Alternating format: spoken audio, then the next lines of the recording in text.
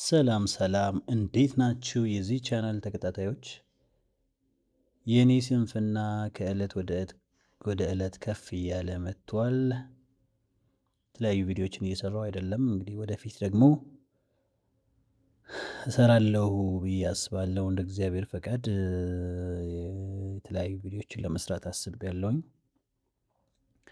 ዛሬ የማሳያችሁ እንደምታዩት ጢጣን ነው።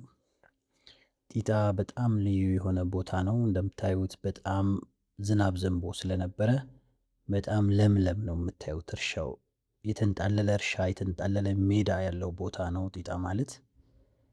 ወሎ ዩኒቨርሲቲ ጤና ካምፓስ ያለበት ቦታ ነው እንደምታዩት። ይህ ቦታ እንግዲህ በጣም ልዩ ነው።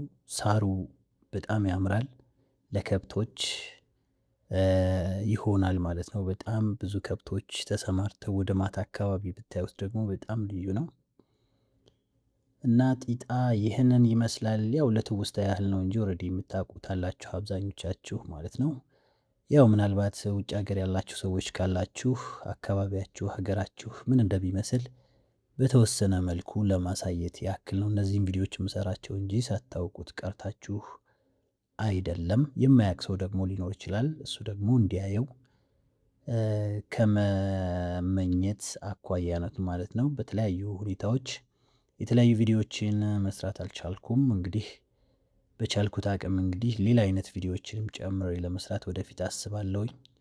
ለዛሬው ግን ይህን የምታዩትን የተንጣለለውን ጢጣ እንድታዩት ጋብዣችኋለሁ ማለት ነው። አብራችሁ ይቆዩ።